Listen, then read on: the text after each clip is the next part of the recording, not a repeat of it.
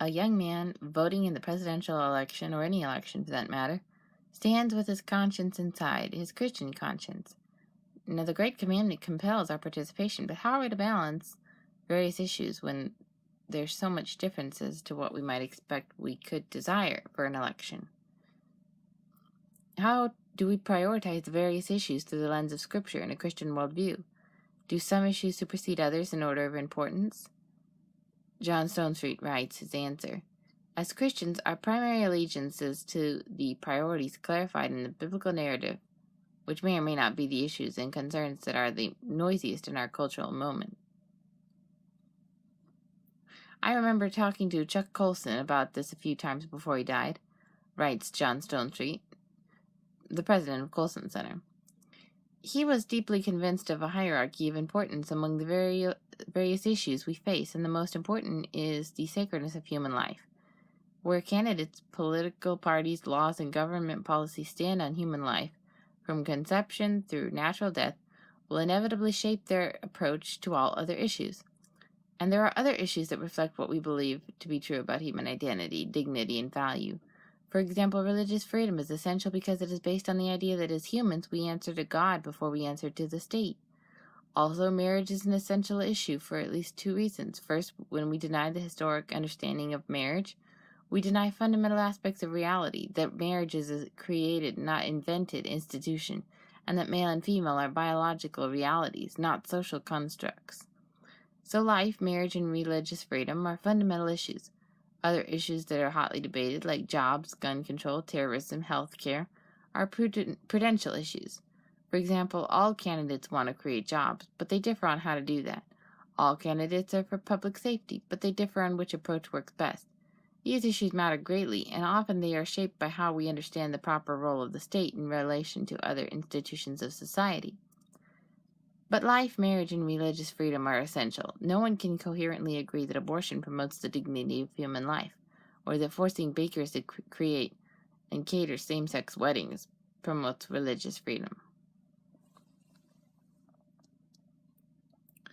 We are citizens of heaven. Why be caught up with the concerns of temporal government when we have gospel work to do? What is gospel work? He writes, is answered.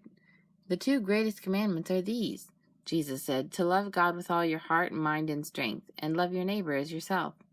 When Paul was in Athens, see Acts 17, he was grieved to see people worshiping false gods. Government is part of culture, and it should grieve us to see God not honored anywhere. And what is love of neighbor? We cannot truly love our neighbor without sharing the good news of Jesus Christ, or feeding the hungry and visiting the prisoner. Neither can we truly love our neighbor if we are indifferent to good governance. Government, after all, was established by God to foster the sort of flourishing he wanted in his creation, and among his image bearers, of course. He, after the fall, took on the additional task of restraining evil. The way government is working these days, it's easy to see in government sure signs of the fall. In his speech in Athens, Paul states that God determines both when and where we each live. It is no accident that we are Americans. Yet I have to be concerned about the rights and liberties of my fellow citizens. After all, of all people, Christians have the theological grounding for what the Declaration of Independence proclaims, that all men are created equal and endowed by their Creator with certain unalienable rights, life, liberty, and the pursuit of happiness. What are some vital concerns believers must consider before going to the polls in the 2016 or any presidential election? John Stonestreet writes, first, that our deepest problems are not political, and so no politician or election is the solution for our deepest problems. Every 4 years in the American election cycle, we are tempted by what French theologian Jacques Ellul called the political illusion. Secondly, as Alexander Solzhenitsyn prophetically clarified in his brilliant Harvard commencement speech of 1978, one sign of a decaying culture is the lack of great statesmen. Political calculations are often pragmatic by necessity, but Christians are called to read the times.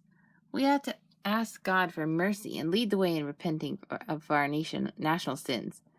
Our perpetual chasing of immediate gratification, the trivialization of human life on the altar of sexual autonomy, our comfort and ease in the midst of grave evils, and our unwillingness to stand for truth out of fear and compromise. Third, that the most important election decisions we make are not the ones we often get the most attention. News media always focuses on the presidential race, but local elections matter too. For example, the weakening of authority at the state and community level has created more opportunity for an ever-encroaching federal government. How should voters proceed in an election season in which neither major party presidential candidate would be considered a moral example? John Stonestreet writes, "One of my colleagues often says that the 5 scariest words in the Bible are, 'and God gave them over.' God sometimes lets a people reap the consequences of their choices. In our country, we often get the candidates we deserve. It may be very well that these presidential candidates are God's judgment on our country. Now, I'm not as concerned about their lack of Christian testimony. Martin Luther was reputed to have said that he'd rather be governed by a competent Turk than an incompetent Christian. I struggle to vote for anyone who finds it nearly impossible to tell the truth, a grave moral flaw that afflicts the major candidates. That said, I respect those Christians who have settled on their vote out of a practical calculation for the good of the country. And I respect those who are unsettled about supporting the lesser of evils," he writes. "All I can say is pray and vote your Christian consciences. To be clear, Christians should vote. It's an opportunity to participate, and as Scripture says, when we do good, we should." How do Christians gain or regain the ability to think critically and biblically about the important issues of the day? First, we must be clear on our Christian convictions.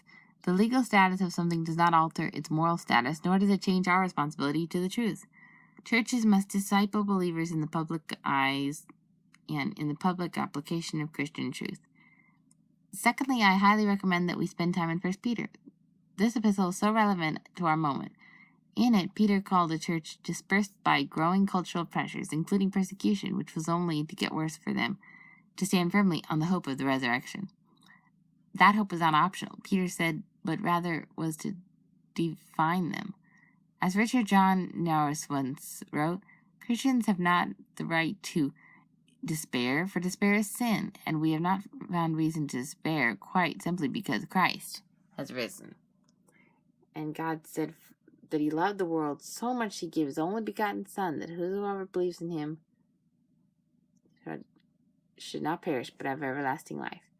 John 3:16.